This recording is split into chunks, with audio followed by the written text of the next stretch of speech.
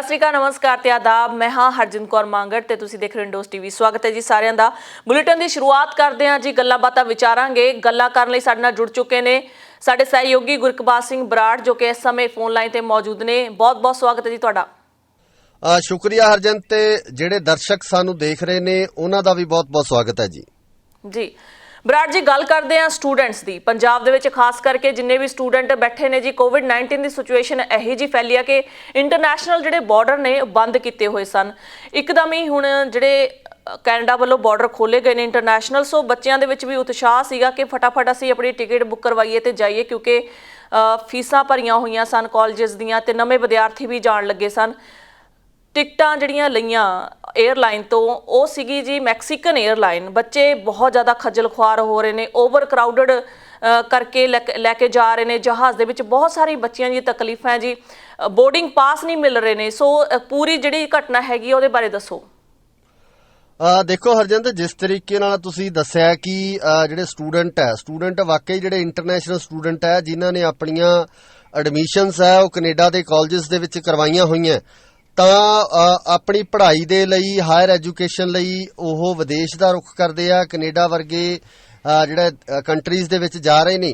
ਸੋ ਇੱਥੇ ਸਭ ਤੋਂ ਵੱਡੀ ਜਿਹੜੀ ਸਮੱਸਿਆ ਆ ਰਹੀ ਹੈ ਕਿ ਜਿਹੜੀਆਂ 에ਅਰਲਾਈਨਸ ਕੰਪਨੀਜ਼ ਨੇ ਉਹਨਾਂ ਵੱਲੋਂ ਵੱਡੇ ਪੱਧਰ ਤੇ ਇਹਨਾਂ ਸਟੂਡੈਂਟਸ ਦੀ ਲੁੱਟ ਕੀਤੀ ਜਾ ਰਹੀ ਹੈ।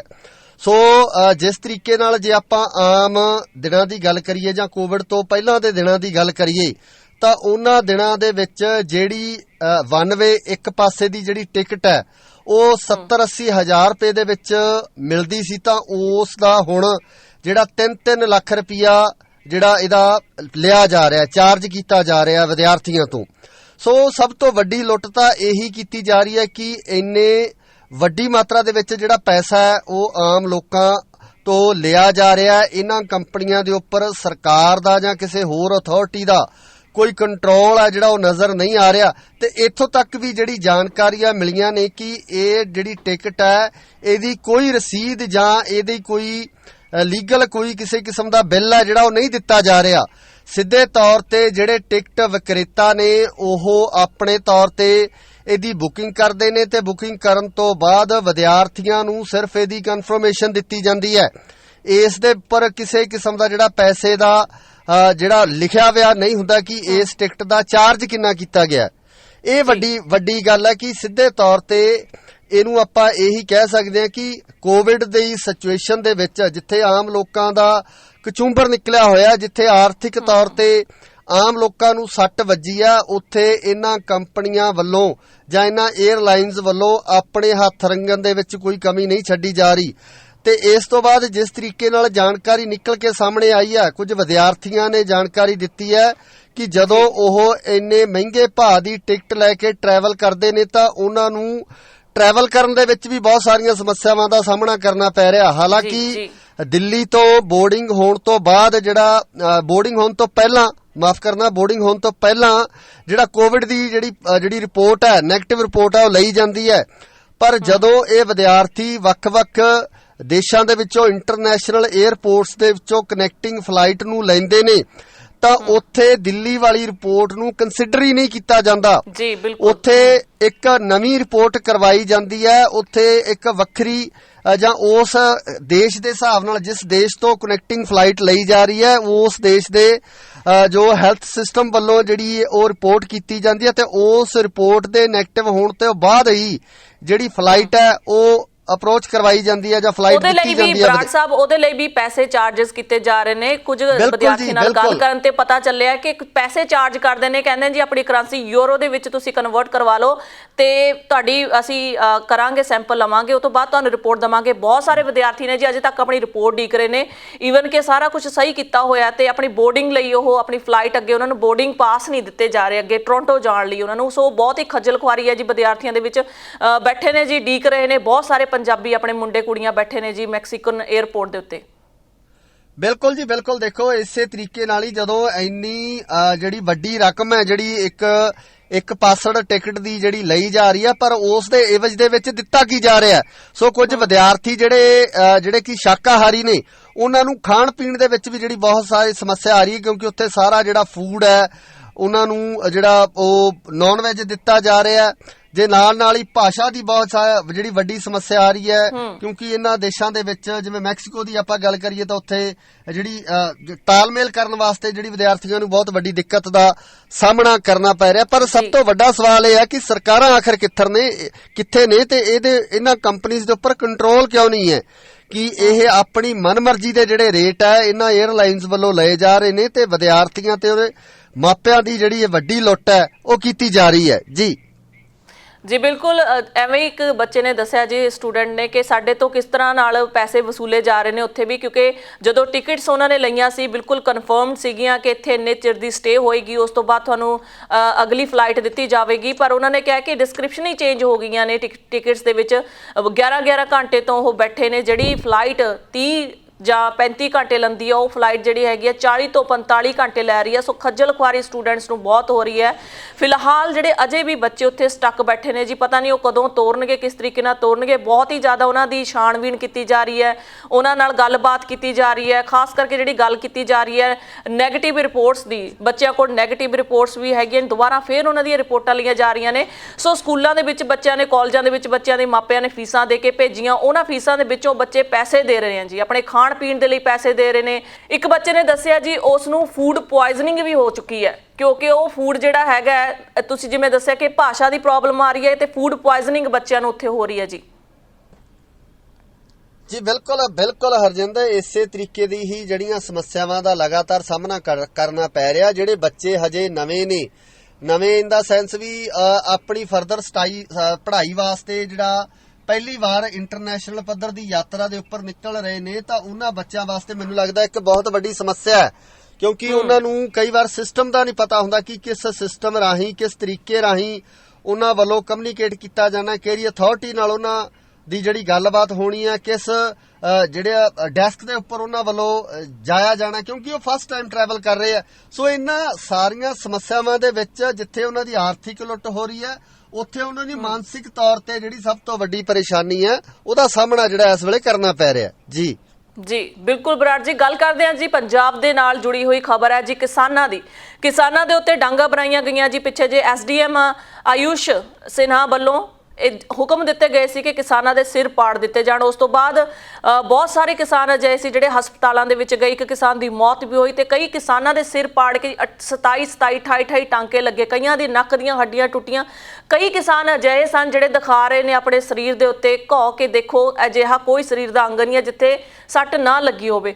ਸੋ ਉਹ ਮੁਲਜ਼ਮ ਜਿਹੜੇ ਸੀਗੇ ਐਸਡੀਐਮ ਸਿਨਹਾ ਜਿਨ੍ਹਾਂ ਨੂੰ ਆਪਾਂ ਕਹਿੰਦੇ ਆ ਜੀ, ਉਹਨਾਂ ਦੀ ਕਿਸਾਨਾਂ ਵੱਲੋਂ ਮੰਗ ਕੀਤੀ ਜਾ ਰਹੀ ਕਿ ਉਹਨਾਂ ਨੂੰ ਬਰਖਾਸਤ ਕੀਤਾ ਜਾਵੇ, ਪਰ ਉਹਨਾਂ ਨੂੰ ਬਰਖਾਸਤ ਕਰਨ ਦੀ ਬਜਾਏ ਜੀ ਉਹਨਾਂ ਦਾ ਤਬਾਦਲਾ ਕੀਤਾ ਗਿਆ ਹੈ। ਦੇਖੋ ਹਰਜਿੰਦਰ, ਖੱਟੜ ਸਰਕਾਰ ਜਿਹੜੀ ਇਸ ਟਾਈਮ ਪੂਰੇ ਰੋਹ ਦੇ ਵਿੱਚ ਨਜ਼ਰ ਆ ਰਹੀ ਆ, ਉਹ ਸਿੱਧੇ ਤੌਰ ਤੇ ਕਿਸਾਨਾਂ ਨਾਲ ਪੁਲਿਸ ਦੀ ਸਿੱਧੀ ਟੱਕਰ ਕਰਵਾਉਣਾ ਚਾਹੁੰਦੀ ਆ। ਕਿਸਾਨ ਜਿਹੜੇ ਬੜੇ ਹੀ ਸ਼ਾਂਤਮਈ ਤਰੀਕੇ ਨਾਲ ਲਗਾਤਾਰ ਆਪਣਾ ਪ੍ਰੋਟੈਸਟ ਕਰ ਰਹੇ ਨੇ, ਜਿਹੜੇ ਭਾਜਪਾ ਦੇ ਆਗੂ ਨੇ ਉਹਨਾਂ ਦਾ ਜਿਹੜਾ ਵਿਰੋਧ ਹੈ ਕਾਲੀਆਂ ਝੰਡੀਆਂ ਦਿਖਾ ਕੇ ਉਹਨਾਂ ਦਾ ਵਿਰੋਧ ਕੀਤਾ ਜਾ ਰਿਹਾ ਹੈ, ਪਰ ਸਰਕਾਰ ਇਸ ਨੂੰ ਕਿਤੇ ਨਾ ਕਿਤੇ ਸ਼ਾਂਤਮਈ ਧਰਨੇ ਤੋਂ ਬਦਲ ਕੇ ਟਕਰਾਓ ਵਾਲੀ ਸਥਿਤੀ ਜਿਹੜੀ ਪੈਦਾ ਕਰਨੀ ਚਾਹੁੰਦੀ ਹੈ, ਜਿਸ ਕਾਰਨ ਹੀ ਇਹ ਜਿਹੜਾ ਪੂਰਾ ਘਟਨਾਕ੍ਰਮ ਵਾਪਰਿਆ, ਜਿਹੜਾ ਪਿਛਲੇ ਦਿਨੀ ਵੱਡੀ ਪੱਧਰ ਤੇ ਕਿਸਾਨਾਂ ਦੇ ਉੱਪਰ ਜ਼ੁਲਮ ਢਾਇਆ ਗਿਆ, ਉਹਨਾਂ ਦੇ ਉੱਪਰ ਤਸ਼ੱਦਦ ਕੀਤਾ ਗਿਆ। ਇਹ ਤਸ਼ੱਦਦ ਸਿੱਧੀ ਤਰ੍ਹਾਂ ਨਾਲ ਸਰਕਾਰੀ ਸ਼ਹਿ ਦੇ ਉੱਪਰ ਕੀਤਾ ਗਿਆ। ਇਹ ਤਸ਼ੱਦਦ ਖੱਟੜ ਦੇ ਆਰਡਰਾਂ ਦੇ ਰਾਹੀਂ ਹੀ ਕੀਤਾ ਗਿਆ, ਕਿਉਂਕਿ ਮੈਂ ਸਮਝਦਾ ਕਿ ਕਿਸੇ ਵੀ ਪ੍ਰਸ਼ਾਸਨਿਕ ਅਧਿਕਾਰੀ ਦੀ ਇੰਨੀ ਹਿੰਮਤ ਨਹੀਂ ਹੈ ਕਿ ਉਹ ਸਰਕਾਰ ਦੀ ਸ਼ਹਿ ਤੋਂ ਬਿਨਾਂ ਜਾਂ ਸਰਕਾਰੀ ਹੁਕਮਾਂ ਤੋਂ ਬਿਨਾਂ ਐਡੇ ਵੱਡੇ ਪੱਧਰ ਤੇ ਇਸ ਤਰੀਕੇ ਦਾ ਜ਼ਾਲਮਾਨਾ ਜਿਹੜਾ ਫੈਸਲਾ ਉਹ ਲੈ ਸਕੇ। ਇਹ ਫੈਸਲਾ ਸਿਰਫ ਤੇ ਸਿਰਫ ਖੱਟੜ ਸਰਕਾਰ ਦੇ ਕਹਿਣ ਦੇ ਉੱਪਰ ਕੀਤਾ ਗਿਆ। ਕਿਸਾਨਾਂ ਨੂੰ ਭੜਕਾਉਣ ਦੀ ਹਾਲਤ ਦੇ ਵਿੱਚ ਕੀਤਾ ਗਿਆ ਕਿ ਕਿਸਾਨ ਸਾਹਮਣੇ ਤੋਂ ਟਕਰਾਅ ਵਾਲੀ ਸਥਿਤੀ ਬਣਾਉਣ ਤੇ ਇਸ ਟਕਰਾਅ ਤੋਂ ਇਸ ਅੰਦੋਲਨ ਨੂੰ ਜਿਹੜਾ ਹਿੰਸਕ ਅੰਦੋਲਨ ਦਾ ਜਿਹੜਾ ਉਹ ਬਦਲਣ ਦੇ ਵਿੱਚ ਉਹਨਾਂ ਦੀ ਜਿਹੜੀ ਕਾਮਯਾਬੀ ਆ ਉਹ ਆਪਣੀ ਕਰਨੀ ਚਾਹੁੰਦੇ ਸੀ, ਪਰ ਇਸ ਟਾਈਮ ਉਹ ਇਸ ਆਪਣੀ ਘਟੀਆ ਕਰਤੂਤ ਦੇ ਵਿੱਚ ਜਿਹੜਾ ਬਿਲਕੁਲ ਵੀ ਕਾਮਯਾਬ ਨਹੀਂ ਹੋ ਪਏ ਆ। ਉਹ ਇਸ ਤਰੀਕੇ ਵਿੱਚ ਪੂਰੀ ਤਰ੍ਹਾਂ ਨਾਲ ਫੇਲ ਰਹੇ ਆ, ਜਦੋਂ ਕਿ ਜਿਸ ਤਰੀਕੇ ਨਾਲ ਕਿਸਾਨਾਂ ਨੇ ਆਪਣਾ ਸਾਹਸ ਰੱਖਿਆ, ਜਿਸ ਤਰੀਕੇ ਨਾਲ ਆਪਣਾ ਉਹਨਾਂ ਨੇ ਹੌਸਲਾ ਰੱਖਿਆ, ਤੇ ਇਹ ਹੌਸਲਾ ਸਿੱਧਾ ਇਸ ਗੱਲ ਦਾ ਗਵਾਹ ਬਣਦਾ ਕਿ ਕਿਸਾਨ ਆਪਣੀ ਜਿਹੜੀ ਮੰਗ ਹੈ ਉਸ ਮੰਗ ਨੂੰ ਅਹਿੰਸਾ ਦੇ ਨਾਲ, ਇੱਕ ਸ਼ਾਂਤੀ ਦੇ ਨਾਲ, ਇੱਕ ਸ਼ਾਂਤਮਈ ਅੰਦੋਲਨ ਦੇ ਨਾਲ ਹੀ ਪ੍ਰਾਪਤ ਕਰਨਾ ਚਾਹੁੰਦੇ ਆ। ਤੇ ਜਿਸ ਤਰੀਕੇ ਨਾਲ ਤੁਹਾਡਾ ਸਵਾਲ ਹੈ ਕਿ ਉਸ ਜ਼ਾਲਮ ਅਫਸਰ ਨੂੰ ਬਰਖਾਸਤ ਕਿਉਂ ਨਹੀਂ ਕੀਤਾ ਗਿਆ, ਸੋ ਜਿਹੜਾ ਅਫਸਰ ਸਰਕਾਰ ਦੀ ਸ਼ਹਿ ਦੇ ਨਾਲ ਇਹ ਸਾਰਾ ਕੁਝ ਕਰ ਰਿਹਾ ਹੈ, ਜਿਹੜਾ ਅਫਸਰ ਸਰਕਾਰ ਦੇ ਕਹਿਣ ਮੁਤਾਬਕ ਇਹ ਸਾਰਾ ਕੁਝ ਕਰ ਰਿਹਾ ਹੈ, ਤਾਂ ਮੈਨੂੰ ਲੱਗਦਾ ਕਿ ਸਰਕਾਰ ਦੀ ਸਿੱਧਾ ਸਿੱਧਾ ਹੱਥ ਉਹਦੇ ਸਿਰ ਤੇ ਹੈ, ਸਿੱਧਾ ਸਿੱਧਾ ਇੱਕ ਤਰ੍ਹਾਂ ਦੀ ਜਿਹੜੀ ਇੱਕ ਸ਼ਾਬਾਸ਼ੀ ਹੈ ਉਹਨੂੰ ਦਿੱਤੀ ਗਈ ਹੋਊਗੀ ਸਰਕਾਰ ਵੱਲੋਂ ਇਸ ਜ਼ਾਲਮ ਕਾਰਜ ਨੂੰ ਕਰਨ ਵਾਸਤੇ। ਸੋ ਇਹ ਤਾਂ ਸਿਰਫ ਜਿਹੜਾ ਕਿਸਾਨਾਂ ਦਾ ਰੋਹ ਹੈ ਜੋ ਆਮ ਲੋਕਾਂ ਦੇ ਮਨਾਂ ਦੇ ਉੱਪਰ ਇਸ ਜ਼ਾਲਮ ਦਿਨ ਦੇ ਤੋਂ ਬਾਅਦ ਜਿਹੜੀ ਸੱਟ ਵੱਜੀ ਹੈ, ਉਸ ਸੱਟ ਨੂੰ ਸ਼ਾਂਤ ਕਰਨ ਵਾਸਤੇ, ਉਸ ਰੋਹ ਨੂੰ ਸ਼ਾਂਤ ਕਰਨ ਵਾਸਤੇ ਇੱਕ ਤਰੀਕੇ ਨਾਲ ਇਹਨਾਂ ਨੂੰ ਸਸਪੈਂਡ ਕੀਤਾ ਗਿਆ। ਸੋ ਮੈਨੂੰ ਲੱਗਦਾ ਕਿ ਇਹ ਸਿੱਧੀ ਤੌਰ ਤੇ ਸਰਕਾਰ ਦੀ ਮਿਲੀ ਭਗਤ ਨਾਲ ਹੀ ਸਾਰਾ ਘਟਨਾਕ੍ਰਮ ਵਾਪਰਿਆ। ਜੀ ਜੀ ਜੀ ਬਰਾੜ ਜੀ, ਅਗਲੀ ਗੱਲ ਕਰਨੀ ਚਾਹਾਂਗੇ ਕਿ ਦਸਤਾਰਧਾਰੀ ਇੱਕ ਥਾਣੇਦਾਰ ਦੀ ਜਿਸਨੇ ਕੁਝ ਕਿਸਾਨਾਂ ਦੇ ਉੱਤੇ ਲਾਠੀਆਂ ਬਰਾਈਆਂ ਦੀ ਵੀਡੀਓ ਵੀ ਕਾਫੀ ਵਾਇਰਲ ਹੋਈ ਹੈ। ਇਸ ਬਾਰੇ ਅਸੀਂ ਕੱਲ ਵੀ ਚਰਚਾ ਕੀਤੀ ਸੀ ਕਿ ਕਿਸ ਤਰ੍ਹਾਂ ਸਰਕਾਰ ਦਸਤਾਰਧਾਰੀ ਲੋਕਾਂ ਨੂੰ ਹੀ ਸਾਡੇ ਆਮ ਲੋਕਾਂ ਦੇ ਖਿਲਾਫ ਵਰਤ ਰਹੀ ਹੈ, ਸਾਡੇ ਕਿਸਾਨਾਂ ਦੇ ਖਿਲਾਫ ਵਰਤ ਰਹੀ ਹੈ, ਕਿਉਂਕਿ ਉਸ ਤੋਂ ਬਾਅਦ ਉਸਦੇ ਪੂਰਾ ਪਰਿਵਾਰ ਸਾਹਮਣੇ ਆਇਆ, ਵੀਡੀਓ ਉਹ ਵੀ ਵਾਇਰਲ ਹੋਈ ਹੈ ਕਿ ਕਿਸ ਤਰ੍ਹਾਂ ਕਿੰਨਾ ਦਬਾਅ ਪਾਇਆ ਜਾ ਰਿਹਾ ਸਾਡੇ ਪੁੱਤ ਦੇ ਉੱਤੇ ਕਿ ਇਸ ਤਰੀਕੇ ਨਾਲ ਕਰ, ਜੇ ਉਹ ਨਹੀਂ ਕਰਦਾ ਤਾਂ ਕਿਸ ਤਰੀਕੇ ਦੀਆਂ ਉਹਨੂੰ ਧਮਕੀਆਂ ਮਿਲਦੀਆਂ ਨੇ। ਈਵਨ ਕਿ ਉਸ ਮੁੰਡੇ ਕੋਲੇ ਜਿਹੜਾ ਥਾਣੇਦਾਰ ਹੈ ਜੀ, ਕਿ ਕਿਸਾਨ ਜਿਹੜਾ ਏਕਤਾ ਪੇਜ ਚਲਾ ਰਿਹਾ ਜੀ, ਉਹਦਾ ਐਡਮਿਨ ਬਣਿਆ ਹੋਇਆ ਮੁੰਡਾ।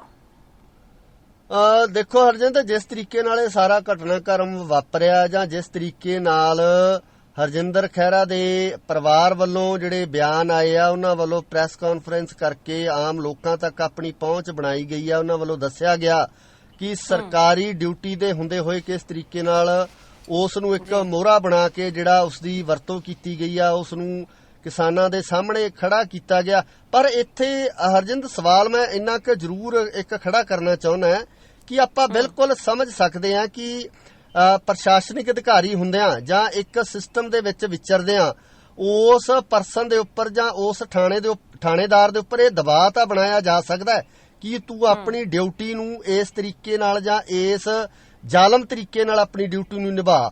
ਪਰ ਕਿਤੇ ਨਾ ਕਿਤੇ ਉਹ ਉਸ ਡਿਊਟੀ ਨੂੰ ਪਰਫਾਰਮ ਕਰਦੇ ਸਮੇਂ ਜਾਂ ਉਸ ਡਿਊਟੀ ਨੂੰ ਨਿਭਾਉਂਦੇ ਸਮੇਂ ਜਿਸ ਤਰੀਕੇ ਨਾਲ ਉਹ ਵਿਚਰ ਰਿਹਾ, ਤਾਂ ਮੈਨੂੰ ਲੱਗਦਾ ਕਿ ਉਸ ਸਮੇਂ ਉਸ ਦੇ ਕੋਲ ਪੂਰੀ ਆਜ਼ਾਦੀ ਸੀ ਕਿ ਉਹ ਕਿਸ ਤਰੀਕੇ ਨਾਲ ਵਿਚਰਨਾ ਚਾਹੁੰਦਾ ਹੈ ਜਾਂ ਕਿਸ ਤਰੀਕੇ ਨਾਲ ਆਪਣੀ ਡਿਊਟੀ ਨੂੰ ਨਿਭਾਉਣਾ ਚਾਹੁੰਦਾ ਹੈ। ਮੈਨੂੰ ਨਹੀਂ ਲੱਗਦਾ ਕਿ ਇਸ ਵਿਅਕਤੀ ਦੇ ਉੱਪਰ ਕਿਸੇ ਕਿਸਮ ਦਾ ਕੋਈ ਪਿੱਛੇ ਤਲਵਾਰ ਲਟਕੀ ਹੋਈ ਸੀ ਜਾਂ ਕਿਸੇ ਕਿਸਮ ਦਾ ਉਸ ਨੂੰ ਮਤਲਬ ਧਮਕੀ ਦਿੱਤੀ ਗਈ ਹੋਵੇ ਕਿ ਤੂੰ ਇਸੇ ਜ਼ਾਲਮ ਤਰੀਕੇ ਨਾਲ ਕਿਸਾਨਾਂ ਨੂੰ ਕੁੱਟ ਜਾਂ ਉਹਨਾਂ ਦੇ ਉੱਪਰ ਡਾਂਗਾ ਭਰਾ।